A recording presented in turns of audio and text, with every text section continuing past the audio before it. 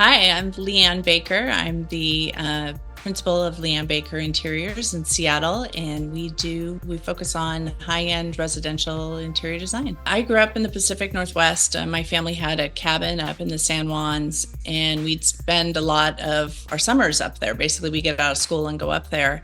And it rains a little bit in the Pacific Northwest. And so even in the summer, we had a TV, but it didn't have cable. So we didn't have television to watch. So I'd sit indoors and play Legos. And I would make, instead of like building things, I'd do really square floor plans. And I love to build furniture and kind of play with things like that.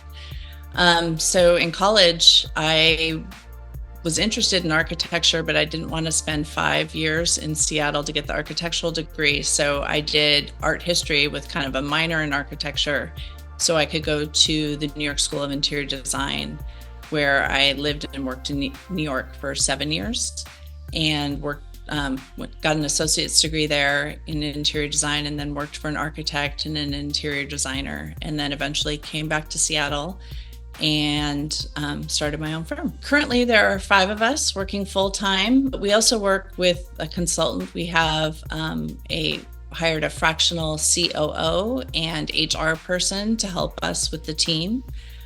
We've had as many as 8 team members, but I'm a little more comfortable with a smaller team. But right now, we're at a place where my team's like, we're still busy. I'm feeling like we're not as busy as we have been, but I think we've been drinking from a fire hose since about 2018. So we're in a good place right now, where we've been focusing on our elevating our drawings and getting all of our drawing standards together to make sure that everything is cohesive and all of our layers and line weights are saying exactly what we want them to. And we've also been updating our schedules and so that all of our client-facing documents look cohesive and have a similar theme going through them.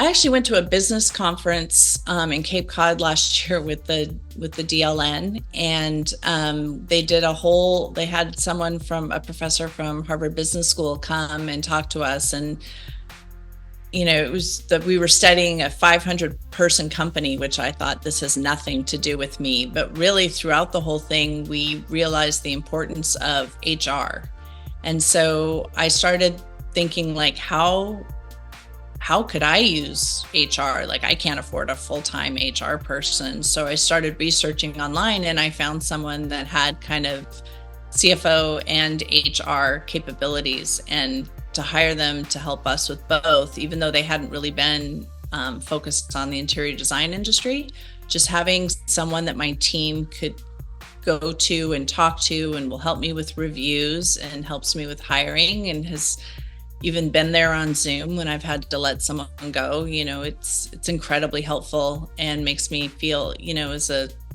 solopreneur,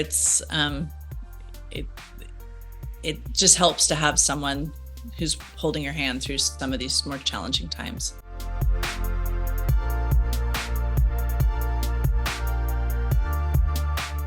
I'm a member of the Design Leadership Network. I've been involved with Gail Doby coaching and consulting in the past. I'm a big proponent of being kind of a learn-it-all leader as opposed to a know-it-all leader. Like, I'm constantly learning. I think the Pacific Northwest struggles a little bit in terms of connectivity, because although there are a ton of fabulous designers here, there aren't as many opportunities to network as there are in some of the bigger cities.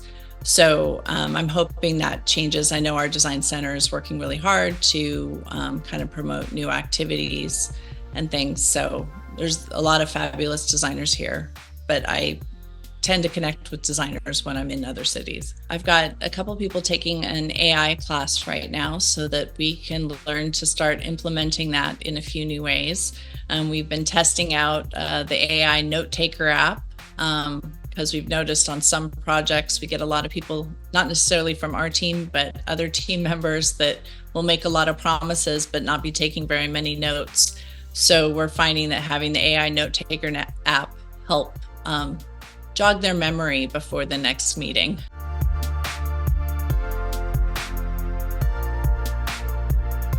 Almost all of my clients are through word of mouth or through relationships I've established with architects and contractors, which I find to be really important. I think actually most of my referrals have come from contractors I've worked with. But our typical client tends to be, most of them are high net worth individuals who are very busy. We currently are working on projects from Maui to Rhode Island, but all of those are relationships that are kind of based in the Pacific Northwest. So they're clients we've had here and kind of gone elsewhere. And, I got an email from a client of mine. We'd done their family room, and she emailed me to say that her father had been in hospice and that she'd been spending her most peaceful hours in this room, either having a cup of coffee or spending time with her husband and kids. And she was so grateful to have this beautiful room that we'd worked on together. And that was totally my why, and how, what I love about this job is, making people who are so busy and travel and have other homes, but, giving them a place where they can be together with the ones they love. We kind of describe our design style as Pacific Northwest elegance. So we tend to not, like I said earlier, not a lot of bright colors, but layers, texture, really, people in the Pacific Northwest don't really have formal rooms. They kind of live in all their rooms. So we use a lot of indoor-outdoor fabrics or really durable materials, things where people can feel that they're being elegant, but still laid back and really usable. The first thing that kind of comes to mind is AI, but I really think the biggest struggle that I have, that's kind of the most interesting thing. The biggest struggle we have is surprisingly still the supply chain and the cost of shipping. Like trying to explain to clients, right now we have clients in Hawaii and in Alaska, and trying to explain to people why it costs more to ship an item than it does for the actual item itself is really challenging. And it's just constantly, people are afraid, people are getting to be a little more timid about spending money right now. And it's just crazy because it's the cost of shipping that's really driving up a lot of things. So trying to find ways around that and how to communicate that to the clients effectively. To add to that, actually, I would say that finding good trades. So many of our trusted, loyal trades have either retired or kind of phased out. And so, I love finding new resources, but it's challenging when you have to do so many at once when, you were used to work in really pretty trusted teams of people. So that's also been a challenge. Everyone's like, oh, you're an interior designer. You must have such an amazing home. I actually, 10 years ago, my husband and I bought the house that I grew up in from my mom.